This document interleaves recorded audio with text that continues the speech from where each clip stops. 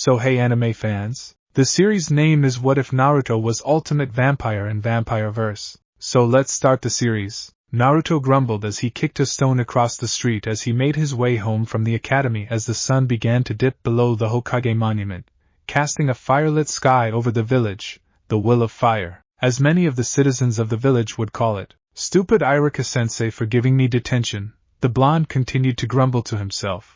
I wasn't even anywhere near the bookshelf when it fell over. However, the more the blonde thought about it, the less it made sense. The bookshelf in question was massive.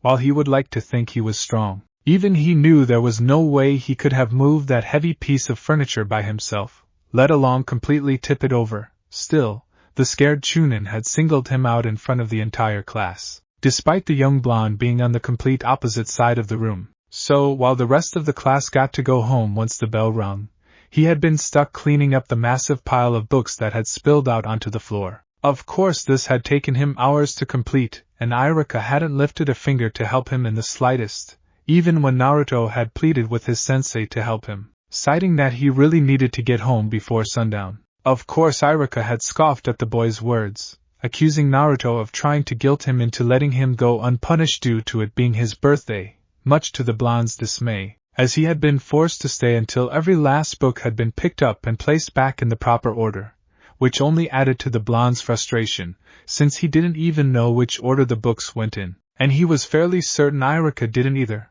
leading him to believe that the scared Chunin was doing this on purpose just to hold him longer, which led to why the blonde was walking by himself down the street towards his run-down apartment that the old man had given him when he had been kicked out of the orphanage 4 years ago when he was just 6 years old. At one point it had been a nice apartment, but over the past 4 years the villagers would gather and form mobs and vandalize the residence, not to mention robbing him of any valuables he may have had, no matter how small. Since then, any valuables Naruto had been given, he would immediately ask the one person he could trust to hold on to them for safety, one Anko Mitarashi, an eccentric kunoichi with a penchant for blood, and like him, a pariah for something out of her control, though unlike him, she actually knew why the villagers hated her. After one particularly bad incident in which the mob had attempted to burn the entire apartment complex down with him still inside it, Anko had literally begged him to stay with her. However, as touched as he was, he declined, telling her that he would not be able to live with himself if he caused harm to one of his few precious people within the village, explaining that he had numerous escape routes from his apartment, and the fire had only opened up more ways for him to escape with entire walls missing between the apartments. Anko had not liked that, but had conceded, though she had made it very clear that if something like that were to happen again, she would drag him to her apartment and lock him inside just to keep him safe, even if she had to tie him to her bed. This of course had caused the blonde to blush severely at the unintended implications, followed by a string of teasing. Though honestly, I really wouldn't mind if Anko-chan did want to do such things with me. Naruto grinned at the thought. After all, she is only 4 or 5 years older than me. While he still had a crush on Sakura, if he were forced to choose between Sakura and Anko, he would take Anko without any hesitation. Sure, Sakura was cute, and well, that was literally all she had going for her. This thought caused the young blonde to pause in his step and frown slightly. Speaking of which, why do I like Sakura? He mentally questioned himself, for the first time not using the affectionate chan suffix at the end of her name. Sure, she was nice to me when I was 6, but that only lasted a week before she became just like everyone else, and unlike the other kids, I can't blame her parents, since her mother encouraged her to be friends with me. Sure, he didn't rule out the possibility that once they got home they could have told their daughter to stay away from him, but that didn't make any sense, when they could just openly scorn him like everyone else in the village. Now that he thought about it, there was really only 2 classmates his own age that were even remotely nice to him. Hinata Hyuga, who was a quiet little mouse of a girl that had absolutely despised conflict, and did all she could to avoid it. The other was surprisingly Ino Yamanaka, Sakura's former best friend and now rival for the vaunted last Uchiha. Though while she was a fangirl for the emo, at least she didn't treat others like trash like Sakura did. Anko-chan on the other hand, he grinned as he continued his previous train of thought. While Sakura could be described as cute, Anko is the very definition of a femme fatale. Despite only being 15, she already has the curves that complemented her lithe frame, and unlike Sakura, she took her career as a kunoichi very seriously. Maybe I should teasingly ask her out on a date when she gets back, and see what she does, Naruto commented offhandedly to himself with a slight grin. Normally when his birthday approached, Anko would take it upon herself to escort him wherever he needed to go. However, this particular week she had been tasked with a reconnaissance mission outside of the village, which was highly unusual, since she was the second in command for the torture and interrogation department within the village, something that the snake mistress had been vocal about when she had been given the mission. However, orders were orders, and she was forced to accept the mission since she was the best at infiltration. However, before she left, Anko had made it very clear to the old man that should anything happen to her Naruto while she was out of the village, she would personally hunt down all involved with a wrathful vengeance. Snapping out of his musing, Naruto realized that he was completely alone on the street. No sounds, nothing, only complete and utter silence. For most people, this wouldn't have seemed too odd, as it was the time of day that many were in their homes and relaxing, but for Naruto, it spelled trouble. Feeling a sense of dread washing over him, he picked up his pace to a slight jog as he hurried towards his apartment. However, the blonde boy had barely made it a block before his surroundings began to shimmer and drop, revealing a waiting mob of villagers in front of him, armed with a variety of weapons, everything from broken bottles to kitchen knives, whilst the shinobi in the group had their kunai and shuriken, forcing Naruto to stop in his tracks. Turning around, he froze as he saw a second mob closing in on him from behind. "You're not going anywhere, demon!" One of the civilians grinned as the two groups began to close in on both sides of the boy. With no other option, Naruto ran into the alleyway, hoping for a means to escape the mob. Sadly, those hopes were dashed as he came face to face with the tall wooden fence that blocked his progress. With no other means to escape around him, turning, he saw the mob closing in on him. We decided to start early this year," another nameless member of the mob commented. "And with that snake whore out of the village, you're all alone with no one to come to help you," another grinned. "And you have nowhere to go," yet another commented, while also throwing a bottle at the boy, causing it to shatter across the wooden fence behind Naruto. Naruto could only watch in horror and await the inevitable to happen as the crowd moved in on him, which it did seconds later, as another bottle was thrown from the crowd and struck him in the head, creating a large gash in his scalp, causing him to cry out in pain as blood poured from the open wound.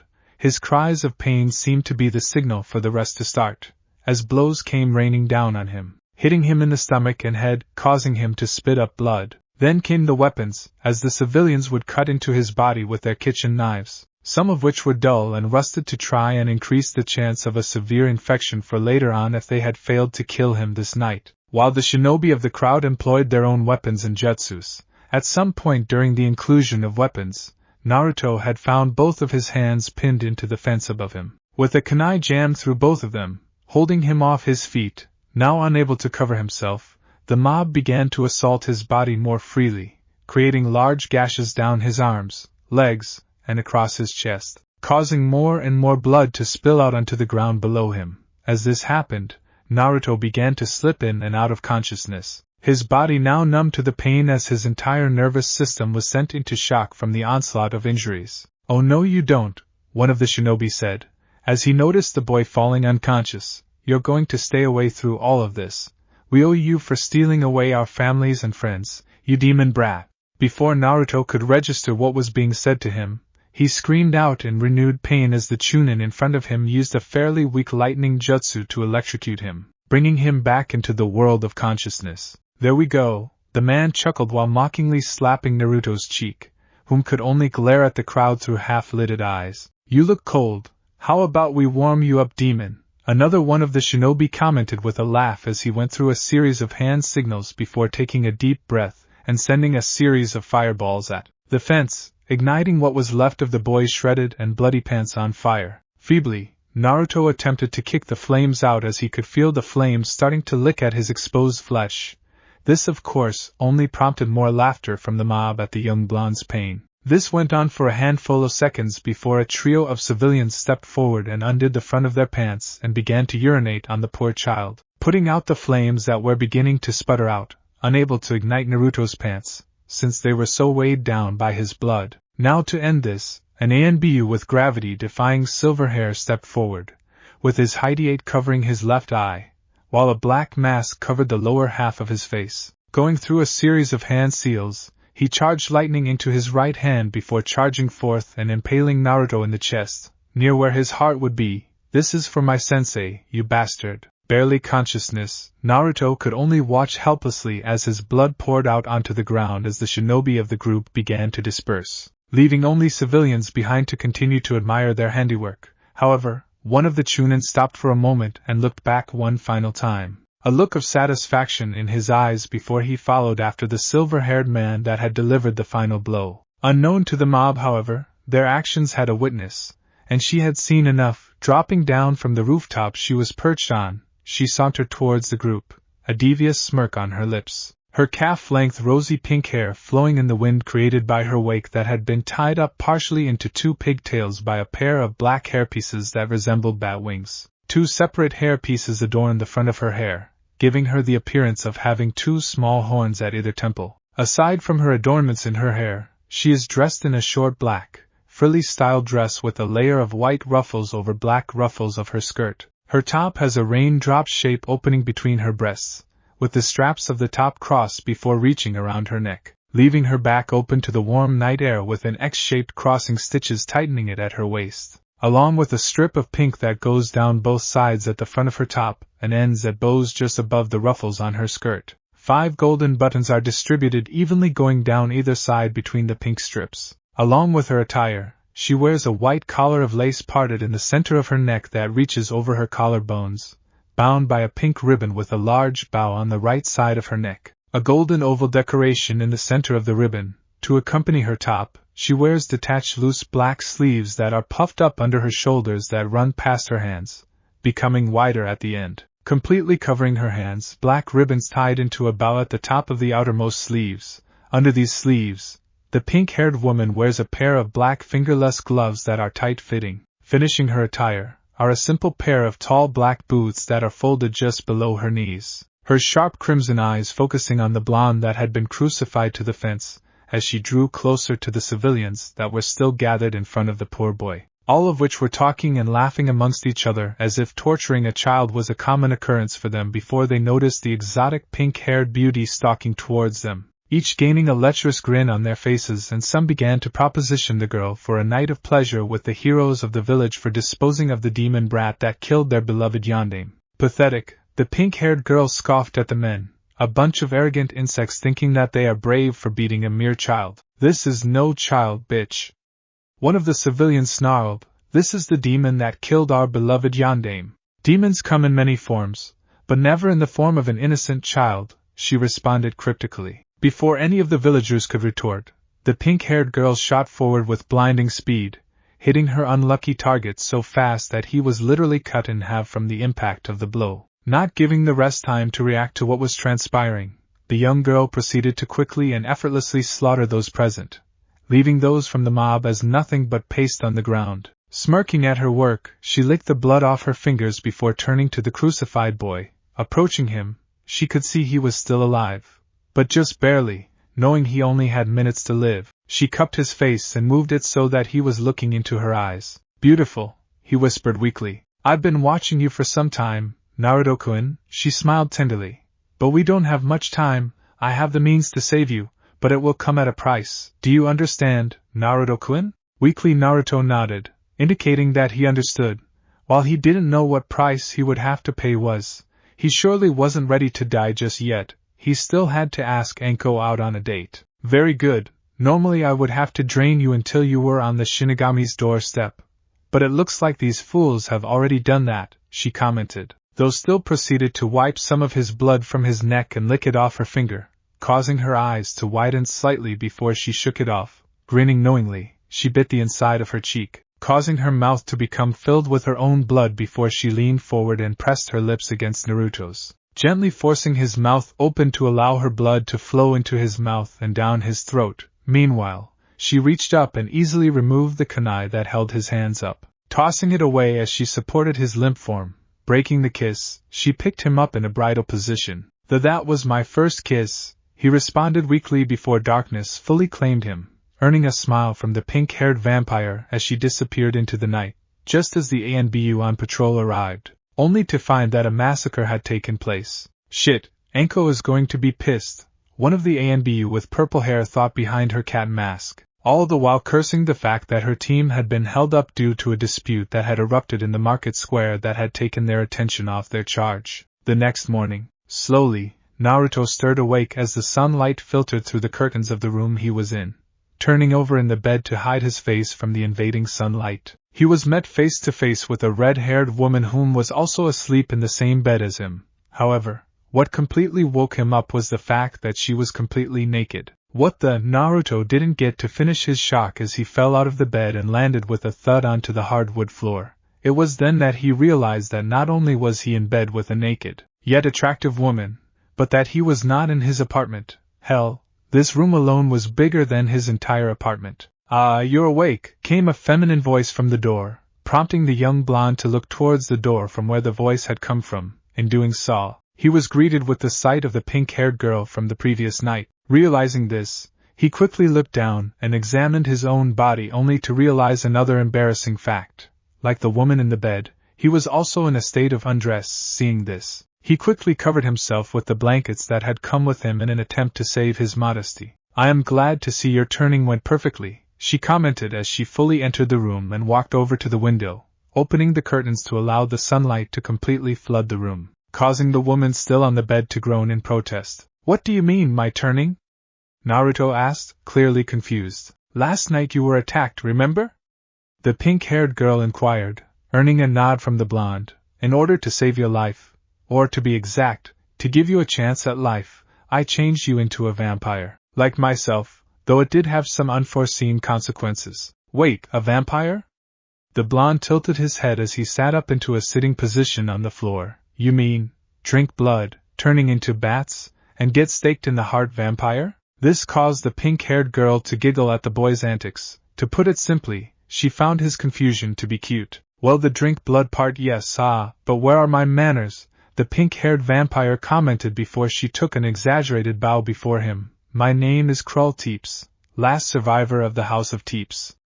Pleasure to meet you," Naruto responded a bit embarrassed. "My name is Naruto Uzumaki." Krul smiled as she walked over to him. "As I said, I've been watching you for a while." "Why me?" the blonde asked, carefully standing up so he could sit more comfortably on the bed, though keeping the blankets in place to cover his modesty. "In truth?" the pinkette inquired, earning another nod from the newly turned vampire. "I've been looking for the perfect mate, a king if you will." Hearing this, Naruto's eyes widened in shock. She chose him of all people, to be her mate, her king, as she called it. "But why me?" he asked again, trying to wrap his mind around what he had just been told. "Surely there are other far stronger guys out there." "You are far stronger than you realize, Naruto-kun," she giggled, sitting on the bed next to him, causing him to shift rather nervously. "And strength doesn't always mean physical. The strength I've been looking for resides within here," she continued as she placed her hand on his chest where his heart is. Upon doing so, Naruto realized yet another thing. His heart was still beating, and rather quickly due to the close proximity of Krul sitting next to him. However, Naruto realized one last, and a bit depressing thing, prompting him to slump his shoulders in a depressed state, though before he could ponder this depressing fact for much longer, the pink-haired vampire interrupted his musings. "You're worried you won't be able to ask Yuhibihime out on a date, aren't you?" She smiled knowingly. "Wah," was Naruto's intelligent response, causing Krul to giggle once more. "I gained some of your memories when I tasted your blood last night," she replied with a smirk, "and don't worry. As the only male vampire in this coven, you can seek out other mates." "Wait, you can see my memories just by drinking my blood?"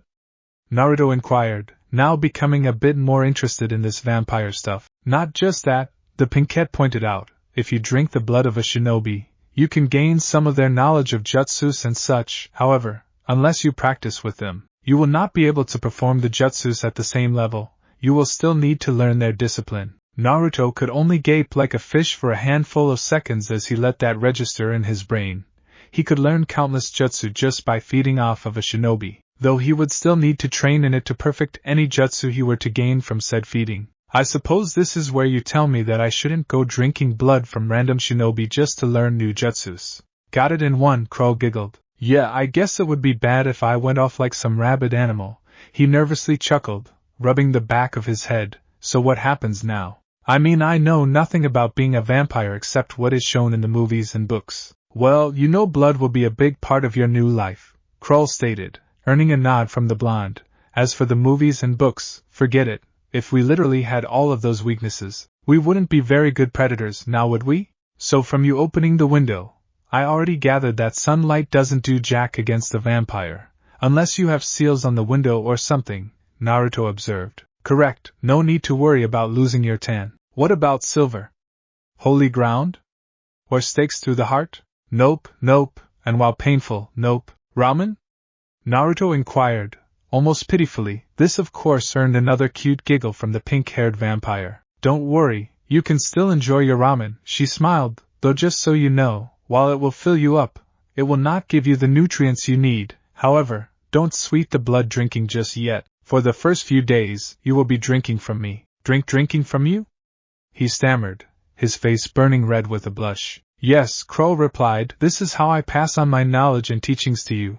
The same way I was able to see your memories, you will gain some of my knowledge. Speaking of which, you're probably hungry, aren't you? Almost as if on cue, his throat began to feel dry and parched, prompting him to lick his lips slightly. Seeing this, Krul smiled and stood up and brought him to stand with her, the blanket forgotten. Tilting her neck to the side to give him access, she brought her mate in close and allowed him to follow his instincts. On Naruto's end, he could smell the blood coursing underneath the pinkette skin. As such, he could feel his canines lengthening slightly. Opening his mouth, he bit down onto her exposed neck, allowing her warm crimson fluid to flood his mouth as he was rewarded with a pleasured moan from the pinkette.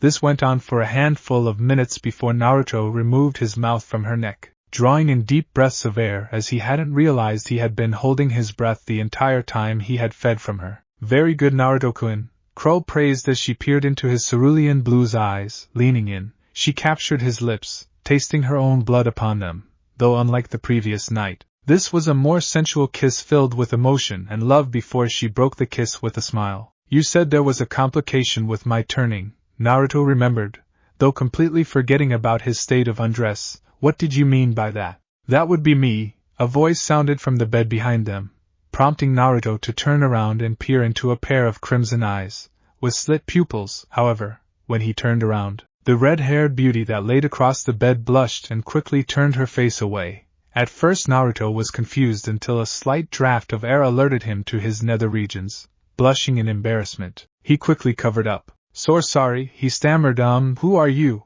I am Yoko Kurama. The red-haired woman introduced herself, while covering her own self with the sheets that were still on the bed. But you probably know me better as the Kyuubi no Yoko. Hearing this, Naruto's eyes went wide while his blood ran cold. But how? Well, the Shinigami seal bound both of our souls together. If you die, I die kind of thing, Yoko explained. However, since you technically died with your turning, I was released from the seal, though our souls are still bounded together. So since you're still here, I'm still here. Out of curiosity, Naruto looked down at his gut and found that the seal was still there, but severely faded. So what now? Naruto asked, looking back to the red-haired woman. Are you going to finish destroying the village or... Pfft, I didn't even want to do that in the first place, the Kyuubi woman scoffed, rolling her eyes. That damned Yukich bastard trapped me in a genjutsu after he ripped me from your mother. Wait, my mother? Yes, Yoko sighed at the sad fact that her friend was gone, though she found it odd that the boy didn't know who his mother was. Your mother, Kushina Uzumaki, was my previous host. Upon hearing this, Naruto couldn't help but slump down onto the bed as his knees gave out. Silently, he sobbed to himself, allowing his tears to fall freely down his cheeks. He didn't know if he should be happy that he finally knew who his mother was, or if he should be upset. Clearly the old man knew who his parents were. Yet whenever he asked the elder Hokage, it was always the same answer, a soft apology, and that he didn't know. While Yoko was confused by the blonde's reaction, Krul understood, having already had access to his memories. Kneeling down, she wrapped her arms around him and comforted him the best he could. Peering over the blonde's shoulder at the crimson-haired woman, she noted the Kyuubi woman's confusion. Naruto-kun is unaware of who his parents are, she sighed. Every time he would ask the old monkey, he was always given the same lie. What do you mean? Yoko asked, even more confused now. Who is the Hokage anyways? Hiruzen Sarutobi, but he was the one that married both Minato and Kushina. The red-haired woman exclaimed. What? Naruto swiftly turned to face the Kyuubi woman. You mean that the Yondaime is my father? Yes, Yoko titled her head in confusion, still confused before she turned to Krul, whom had positioned herself next to the blonde and continued to work to calm him. Why doesn't he know who his parents are? I don't know, Krul answered honestly as he stroked the blonde's back before smiling. But you just fulfilled one of his biggest dreams. He finally knows who his parents are. For her part, Yoko couldn't help but to smile at that. During her time within Kushina, the demoness would listen to her host gush for hours about how strong and handsome her little boy was going to be, and woe to the unfortunate soul that tried to tell her it wasn't going to be a boy. Not to mention, one thing the Kushina was very adamant about, was the fact that as the last male Uzumaki, he was going to have lots of wives to give her lots of grandchildren to spoil. Krul-chan? Naruto sniffled, having composed himself a bit more. Are there any cloths we can change into? At this, Krul couldn't help but giggle at the boy's embarrassment, but nodded nonetheless and got up and walked over to a nearby closet and brought out a fresh pair of clothing, which consisted of a pair of black sweatpants and a white t-shirt. These should do for now until we can get the two of you some clothing more to your tastes. The pinkette smiled as she handed her two new guests. Nodding in thanks, Naruto proceeded into the bathroom connected to the room with the blankets still wrapped around his waist, allowing the two girls alone. Once the door shut, Krul looked to the Kyuubi woman. I need to go have a talk with the old blood sack, Krul stated. While I am gone, why don't you talk to him about his mother? Very well, Yoko replied as she swiftly changed into the clothing provided, though she had intended to have a long talk with the blonde Uzumaki about his heritage anyways. Feeling guilty that she was the reason the boy was an orphan and hated throughout the village. Nodding, the pink-haired vampire departed the room, knowing she only had 2 days to teach her newly turned mate the ways of being a vampire, and the importance of keeping their race a secret from the common populace, at least now while their numbers were so low. But for now, she had to inform the old blood sack of what happened, and that Naruto was hers now, whether he liked it or not. This was not a good day for the Sandaime Hokage. First, there was the report of numerous missing civilians that hadn't come home from the previous night's celebrations. Then there was the fire in the red light district that had engulfed the entire structure before ANBU were able to get it under control to prevent it from spreading to neighboring buildings. Lastly, and the most concerning, was the disappearance of one Naruto Uzumaki, which led to his current predicament. What the hell happened? A very irate snake mistress demanded as she slammed her hands down on the old man's desk, causing it to crack slightly under the impact as the 15-year-old began to leak out a considerable amount of killer intent. I was gone for 3 days, and when I get back, Naruto-kun is missing, and his apartment burned down. You promised me, old man. You promised me that he would be looked after. He was being watched over, Hiruzen feebly defended. I had assigned Inu's ANBU team to watch over Naruto-kun. So what you're telling me is that either Inu's team is incompetent, Anko hissed out as black markings were beginning to slowly spread from her shoulder where her curse mark was located, causing some alarm for the ANBU hidden within the office, or they are involved with Naruto-kun's disappearance. Damn it, old man, why the hell did you have to send me on this mission? The snake mistress continued as her anger grew, ignoring the growing black marks that were now beginning to travel up her face as her hair started to become more wild in appearance. Breaking free of the hair tie that kept it up in her usual fan ponytail. You know how these walking sacks of shit get around this time of the year. And then now, Anko dear, I know you're upset. Upset? Anko questioned sarcastically. I get upset when it takes longer than 5 minutes for my dango to arrive. I get upset when my playmate I am interrogating breaks easily and spills everything before I get a chance to really sink my fangs into them. I get upset when that frog fucker of a student of yours tries to blackmails me for sex. So right now, I am not upset, I'm fucking pissed off. The elder village leader couldn't help but to frown at this bit of information, while he knew that Jiraiya was a pervert, as evident by the publishing of his Aika Aika Paradise books. But to learn that one of his students was blackmailing a kunoichi of the village didn't sit well with him. Hiruzen made a mental note to confront Jiraiya about his actions regarding his kunoichi, that is, if he survives his current encounter. Anko, I assure you, Hiruzen took a deep breath and sighed, I have dispatched every available shinobi to search for young Naruto-kun or any clues as to his whereabouts. And how many of them will actually care if Naruto-kun is safe?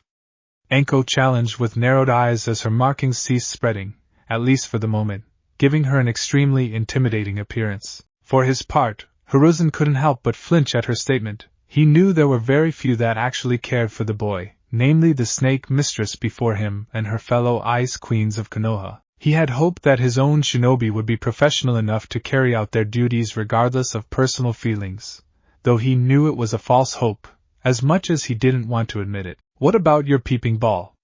The snake mistress inquired with narrowed eyes, indicating that the elder Hokage used the crystal ball for more lecherous viewing, aside from using it to check in on the blonde child. Nothing, the old man sighed in a defeated tone. Every time I try to focus on Naruto-kun, it only shows an empty alleyway with a bloody fence. This was all Anko needed to hear as she turned on her heel and departed the office before Hiruzen could say anything, leaving the elder man to worry about the damage the eccentric woman may cause in her hunt to find Naruto, and Kami save the poor souls that would have anything to do with the boy's disappearance. One thing that Hiruzen had learned over the past few years in regards to Orochimaru's former apprentice was to never push her Naruto button.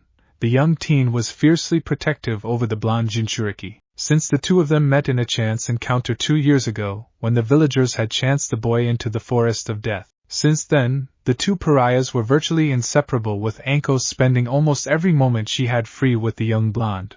As such, both had become extremely protective over one another. While Naruto lacked the skill and experience that Anko had, the boy more than made up for it in sheer tenacity, defending the snake mistress when she was not around to defend herself. The old man recalled one instance when Sim's youngest had made some disparaging remarks about the snake mistress, and young Naruto had laid into him good with a series of haymakers that had busted the Inuzuka's nose open. Of course, this led to no shortage of complaints from the council, namely from the civilian side, who felt the boy should not have friends of any kind, regardless of their social standing, some of which tried to lobby for Anko to be removed from the village under the guise that she may be corrupting the boy to join Orochimaru. Hiruzen had immediately rejected the request and, as a special treat for the scorned snake mistress, had sent those involved with the suggestion for a special session with Ibiki and herself. So caught up in his thoughts, that the elder village leader failed to notice someone enter the office until she was standing right in front of his desk. "Back already, Anko?" he asked before looking up to see that it was not Anko that stood before him, but rather Krul Teeps, swallowing the lump that formed in his throat. He straightened himself within his chair to address the pink-haired vampire. "Is there something I can help you with, Ms. Teeps?" Hiruzen inquired. While Krul had kept a low profile within the village, the elder leader knew exactly who and what she was. When she arrived at the gates of Konoha 6 years ago, Pinkhead had requested a private audience with the elder man, upon which she was upfront about what she was and what she was here for. As such, the two of them had come to an agreement. She would aid in the village's defense if it were to ever come under attack from outside forces, and he would supply her with prisoners sentenced to death to sustain her, so long as she didn't feed from any of the citizens within the village. The only other thing Hiruzen had asked of her was to inform him when she was coming or going from the village. "Ah yes," she smiled, showing off her fangs that peeked out from her upper lip. "I wish to update you about our agreement and my own personal endeavor." Nodding in understanding, Hiruzen dismissed his ANBU from the room before activating the privacy seals. However, the pink-haired young woman didn't say anything right away. Instead, she cocked her head to the side before silently moving over to the corner of the room before thrusting her hand into what appeared to be a bookshelf, only for the hinge to dispel, revealing a blank masked ANBU that was hidden, that was now impaled by the pink-haired vampire. Letting the body fall to the floor, she turned her attention back to the elder man, who looked absolutely livid at the revelation that not only had Danzo did not disband his root ANBU as ordered, but had also been spying on him. However, before Hiruzen could ponder further, the body of the dead ANBU began to rapidly disintegrate, leaving no evidence that he was ever there. "Interesting, self-cleaning corpse," Krul mused with a slight snicker. "I suppose the old warmonger doesn't want any evidence to his actions." "Indeed," Hiruzen replied grimly, none too happy that he had no evidence to pin such treasonous acts on his old rival, and while he could cite Krul as a witness to the acts, he had no guarantee she would cooperate, as their deal only implied threats from outside the village, not within. not to mention the panic it would cause among the council and the populace if it were revealed that the woman before him was a vampire. Now, as I was saying, the young vampire began as if nothing had happened. I have come to inform you that I have found the one who will be my eternal mate. I see, the Hokage replied, clearing his throat. So what are your plans now? Will you be leaving the village to find a place to settle down, or? He was cut off by the Pinket's giggle. I'm afraid my newly turned fledgling wouldn't want to leave the village any time soon, Krul explained with a grin. Despite the way most of the villagers have treated him, he still has a few precious people he holds dear to his heart. Hiruzen could feel his blood freeze within his veins as the implication clicked into place, prompting him to slowly turn his eyes towards the vampire before him, swallowing thickly as he slowly stood up from behind his desk. You didn't, he breathed. Please, Cammy, tell me you didn't turn who I think you did. You can thank your own villagers for what had transpired, Krul stated, narrowing her eyes slightly. When I found him he was barely alive, having been tortured, burned and had a hole in his chest. Dear Cammy, why didn't you bring him to me? Hiruzen asked, feeling sick at the thought of what the boy went through. 2 reasons, the Pinkett pointed out. 1, there was no time, he was literally minutes away from dying due to the injuries he suffered. And the other? He asked, not knowing if he really wanted to hear the answer. The other, and most pressing, Krul paused before giving a genuine smile. He was the one. He has a steadfast loyalty to those who are close to his heart, like his Hebeheim, and even yourself. So what happens now? Hiruzen sighed, resigning to the fact that his surrogate grandson was now a vampire, thanks to his own village putting him in a near-death state. Now, she replied, I will be training and teaching him about his new abilities before naming him heir of the Teeps family. Know this. I will make sure he knows how to defend himself from the villagers so what happened last night does not happen again. The council will not like this, the elder man informed the vampiress. He could already imagine the headache this news was going to bring him when it eventually came out. Speaking of which, how are we going to explain his new abilities and his new diet? I could care less what those blood sacks like, Krul scoffed. As for his changes, fear not.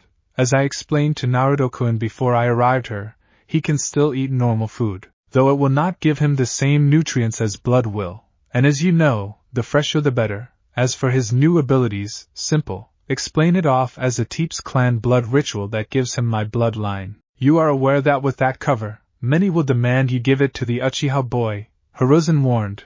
It had been 2 years since the poor boy's family had been massacred by his own brother, and already the civilian council and elders had already spoiled the boy to such a degree that he felt everyone was beneath him, all under the notion that if they bowed to the boy's every whim, that he would remain loyal to the village. The blood sacks can demand all they want. They have no power over me, the vampire hissed. She had offered to take care of the council members a few years ago, but Hiruzen had brushed it off as a joke, citing that he didn't need the extra paperwork. Very well, Ms. Teeps, Hiruzen sighed once more. I do believe it should be Mrs. Teeps now, or to be exact, Mrs. Uzumaki, Krul teased with a grin. You may have turned him and claimed him as your mate.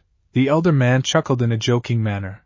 But you two are not married yet. Speaking of which, that brings us to another problem. You mean that aside from the boy's own heritage, she gave a knowing grin, naming him the heir of my house as well as revealing his newly awakened bloodline, he will be put into your clan restoration act. Exactly, the Hokage stated. I have already discussed this topic lightly with Naruto-kun, though for different reasons, Krul replied. He is allowed other mates, but he will choose them, not anyone else. Also, be aware that any future mate of his will also be turned. Hiruzen paled slightly at that. Fear not, the vampiress smiled, seeing his reaction. While I want my family to grow to its former glory, it is something that must be done slowly and gradually, otherwise it risks imploding upon itself. I see, the elder man nodded, relieved that he didn't have to worry about an army of vampires sweeping across the village in a feeding frenzy. Now, if there is nothing else, I must be going, Krul commented as she turned on her heel to leave the office. Wait! Hiruzen called out, just one more thing. Yes? Can I see him? I will bring him by tomorrow afternoon, Krul replied, though just so you know, he is aware of who his parents are now. Not waiting for a reply, the young vampiress dispersed into a cloud of black smoke and mist, leaving the elder village leader to ponder over her parting words. He knew Naruto was going to want answers as to why he had lied to him throughout the years. He only hoped his answers would satisfy the boy. with Naruto. The newly turned vampire sat at the foot of the bed he had been resting in complete silence as tears streamed down his face. Yoko had not just told him about his parents and their last moments. She had used an ancient jutsu to share her memories of that fateful night with him. For better or for worse, she had not hidden anything from him, even her part in his parents' death. Something the Kitsune woman felt a great sense of guilt over, since she had regarded her former container as a friend, sister even. Kneeling down in front of him, she placed a comforting hand on his cheek, prompting him to look into her scarlet eyes. "I am sorry for all the pain I have caused you during your life," Yoko began as she hung her head in shame, allowing her hand to drop to her side. "It's my fault that you're hated, and it's my fault that you're an orphan." Naruto didn't react right away until he heard sobs coming from the red-haired woman before him.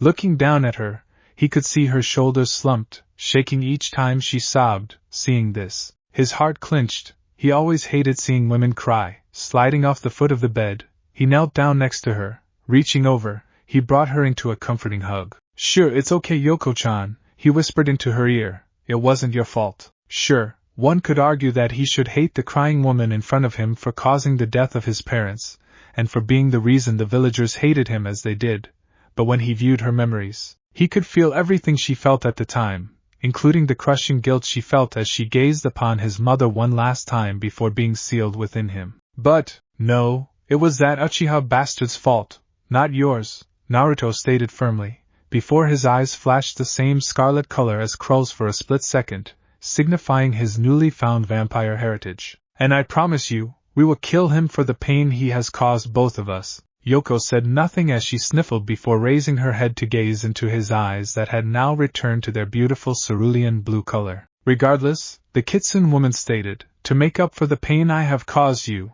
intentionally or not, I, Yoko Kurama, Godame Kyubi no Yoko, swear myself to you, Naruto Uzumaki Namikaze, as your slave and servant, Yoko-chan. I." "Please," Yoko pleaded, "let me do this, to make it up to you, and so that I may fulfill my promise to Kushina-chan." Fine," Naruto relented, seeing that the Kitsune woman was not going to be swayed from her choice. "But I will not treat you as anything less than a friend." "That is acceptable, Naruto-sama," Yoko replied, causing the blonde to groan. "None of this sama stuff, please," the blonde sighed. "Just Naruto, or if you absolutely must use a suffix, use san, or even kun." "Very well, Naruto-asei-kun," she quickly corrected herself, though sporting a light blush. "Come on, let's get up off the floor," Naruto stated as he stood up. However, before the blonde to help the red-headed woman to her feet, he was engulfed in a crushing hug from a rather emotional purple-haired kunoichi who was crying hysterically into his chest that nearly knocked him back down to the ground, much to the Kitsune woman's surprise at the sudden intrusion. "Anko-chan?" Naruto stammered as he recognized the purple-haired woman that was crying into his chest, wrapping her in a firm hug as he buried his face into the crook of her neck. "Hey Whiskers," she smiled through tear-stained eyes. Moments earlier, the sight that greeted the snake mistress was not a welcoming one when she arrived in the alleyway the Hokage had described. Her features now returned to normal, her hair tied back up into her traditional fan ponytail. Immediately, her nose was assaulted with the scent of blood, urine and burning flesh. What frightened her, though, was that she could smell that Naruto had been in this location, causing her heart to sink as she approached the wooden fence. Reaching up, she ran her fingers along the holes that had been punched into the wood. Feeling a wet substance, she pulled her hand out and looked at it to confirm her fears. It was blood. Clenching her eyes shut as tears threatened to spill out, she turned and leaned her back against the fence, ironically in the same exact place Naruto had been the night before. Opening her eyes, she observed the ground. She could see fragments of broken bottles, and even some discarded shinobi weapons. But what really stood out to the snake mistress was the sheer amount of blood that stained the ground. It was far too much to be from one person. Hell, it looked like it had been spilled from nearly half a dozen people. Kicking herself up off the fence, Anko began to look for any evidence as to who did this, and more importantly, where Naruto could have gone to from here. "You look like you're looking for someone," a voice asked from behind her, prompting the snake mistress to whirl around to face the newcomer, only to be greeted by the sight of a pink-haired young teen, looking no older than herself, standing atop the wooden fence. "Someone dear to you, perhaps? The hell you talking about?" Anko glared at the pink-haired teen, getting into a defensive stance. She didn't know why, but upon seeing this girl, her instincts screamed to the snake mistress to beware of this newcomer. Something about the pinkette just oozed a predatory lust for the hunt. Let me guess, the pinkette giggled playfully as she jumped down from the fence she had been standing on, prompting Anko to jump back. You're looking for your whiskers. Upon hearing the pinkette utter her affectionate nickname for the blonde boy, Anko launched herself towards the newcomer, attempting to grab her by the throat, only for the pink-haired girl to blur out of focus and reappear behind her, causing Anko to slightly stumble over her own feet due to the sudden lack of her target. Turning around, she was greeted by the smirking form of the pinkette before she restrained both of Anko's hands, and pinned her to the fence with an unnatural strength. What did you do to Naruto-kun? The snake mistress demanded defiantly, despite her position. I can see why you hold a special place in his heart. Krul grinned as she stared into Anko's eyes, seeing the snake mistress remain unflinching. Where is he? Fear not, Anko Mitarashi, famed snake mistress of Konoha. The pinkette grinned, releasing the snake mistress from her hold. Your whiskers is safe at my estate right now. Anko calmed just slightly upon hearing that her favorite little blonde was safe, though she was confused as to how this girl knew so much about her and Naruto, even calling him by her nickname that she only said to him. Not even her fellow Ice Queens were aware she referred to Naruto by such a name. That was her name for him. You should know that I saved him last night, in this very spot, Krul explained as she took a few steps back from the snake mistress. These pathetic fools attempted to avenge the yondaime by committing cruel acts against the boy. Hearing this, a growl rumbled from the snake mistress's throat. I took care of the trash, the pinkette continued, though I'm afraid by the time I arrived, the damage done was too severe to heal from by traditional means, so I changed him. What do you mean you changed him? Anko asked, her voice shaking. I changed him into the same thing I am, Krul grinned, turning to face the snake mistress. And what is that? A vampire, she bluntly responded, before grabbing the snake mistress and disappearing into the same black smoke and mist she had used previously within the Hokage's office. Feeling she had toyed with the purple-haired woman long enough, in her eyes Anko had passed her test and proved herself worthy. The snake mistress had looked her in the eye, and despite being at a severe disadvantage, had refused to back down, showing what lengths she would go through for the blonde Jinchuriki Teep's estate. In the blink of an eye, Anko found herself in a large luxurious room that appeared to be a living room of sorts, judging by the furniture that were spread across the room in an organized fashion. Taking a moment to catch her bearings, she caught sight of the pink-haired girl that was in the alleyway with her rounding the corner, prompting the snake mistress to take off after her, though despite being right behind the pinkette, by the time Anko had rounded the corner, said pinkette was all the way down the massive hallway, waiting for her. Growling to herself, Anko took off at full sprint, using her chakra to propel herself down the hallway, though like before, the pinkette was gone down the hallway once more, though this time she was standing in front of a specific door not too far from where the snake mistress stood. Narrowing her eyes slightly, Anko swiftly made her way to the doorway, though this time, the pinkette did not move. Silently, the pink-haired girl opened the door, revealing a blonde-haired boy just now standing up. Immediately recognizing who it was, Anko launched herself into him, gripping him in a tight hug as she buried her face into his chest as tears fell freely in relief upon seeing him safe and healthy. Forgotten what was told to her in the alleyway. Anko-chan? The blonde boy stammered as wrapped his arms around her, giving her a firm hug as he buried his face into the crook of her neck. Hey Whiskers, she smiled through tear-stained eyes, you have no idea how worried I was. It's okay Hibi-chan, Naruto smiled, slightly tightening his hold on her before turning his attention to his pink-haired sire and mate. Thank you Krul-chan, for bringing her to me. I knew she meant a lot to you, Naruto-kun. The pinkette responded as she entered the room fully, and if I didn't, she would no doubt rip the village up of its foundation to find you. Damn right I would, Anko sniffled, lifting herself from the blonde's chest before turning to face the pink-haired vampire. So your name is Krul, huh? That is correct, Krul Teeps at your service. The vampire gave an exaggerated bow, and as I said I am a vampire. So that means, Anko began, looking to the blonde she was still holding, remembering what Krul had told her when they were in the alleyway. For his part, Naruto didn't know how to respond. While he had talked with Yoko, he had come to terms that he was no longer human. But he didn't know if he could bear it if Anko would reject him. She had been his anchor the past few years, his pillar of support. Yeah Anko-chan, Naruto sighed, looking down at the floor, Feeling a bit ashamed, Krul-chan turned me into a vampire to give me a second chance at life after last night. I'll understand if you don't. He never got to finish as the snake mistress already picked up where Naruto was going with his speech and slammed her lips into his to shut him up. She refused to hear him spout such nonsense that she would abandon him over something so small and insignificant. To her it didn't matter. Breaking the kiss, she peered into his cerulean blue eyes and smiled. Don't you dare even think I would abandon you for something so small as this, the snake mistress stated firmly. So you've gained a blood fetish like me, so what? Naruto couldn't help but chuckle at this, feeling as if the weight of the world had been lifted off his shoulders. Standing up, Anko looked to where Krul stood. You changed, Naruto-kun? Can you change me? The snake mistress inquired, much to the shock of Naruto. Some sort of test I need to pass? Kill someone? What? Anko-chan? Naruto asked softly, prompting the young woman to turn her attention towards him. We promised we would always be there for each other, Naruto-kun, she stated. If you're a vampire, I am going to be one alongside with you. You are correct, there is a test, Krul smirked.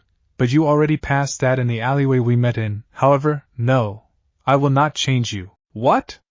Anko exclaimed. But you said, I won't change you, the vampiress interrupted. But he will. Her eyes locked onto where Naruto stood, frozen in place, unsure of what to do as all the attention was turned to him. Slowly, Anko made her way to him, her eyes pleading to him to let her be with him, to help him carry this curse, this gift alongside him. What do you mean, me? Naruto stammered. You do intend to take her as a mate, do you not? Krul stated bluntly, earning a blush from the blonde boy and a teasing grin from said snake mistress. Oh? Anko grinned. Has my little Foxy-kun been having naughty thoughts about his Hebeheim? This only served to cause the poor boy to blush even further, much to the amusement of the snake mistress. But I don't know how to turn someone, Naruto pointed out, since he has only been a vampire for less than a day. You do, you just haven't realized it yet, Krul informed the blonde vampire. Remember what I told you when I had you feed from me earlier. My blood holds the knowledge to do such things. You just need to focus on it. Slowly nodding, Naruto turned to face Anko once more, whom was now baring her neck to him. Seeing this, he could feel In's fangs lengthening in anticipation. Closing his eyes, he leaned in and gave the base of her neck a light kiss before opening his mouth and sinking his fangs into her warm flesh, earning a pleasured moan from the snake mistress, his eyes shooting wide open as the crimson fluid flooded his mouth, though he couldn't help but taste a very slight hint of dango within her blood, causing him to mentally smile in response. Along with the flavor, various memories of the snake mistress began to seep into his mind, blurry visions of her time as Orochimaru's apprentice before his betrayal, the villagers looking at her with scorn for the actions of another, similar to him, as well as other memories, such as some of her knowledge of taijutsu, ninjutsu, and other skills. After nearly 2 minutes, Naruto released his hold on the purple-haired kunoichi, taking deep breaths before noticing how deathly pale she looked. On instinct, Naruto bit the inside of his cheek, similar to how Krul did, and leaned down, placing his lips on her cold lips, urging them open as he allowed his own blood to pour into her mouth, blood that she eagerly accepted and greedily swallowed. Looking down at his handiwork, Naruto watched as the snake mistress smiled one last time before closing her eyes and letting the darkness claim her.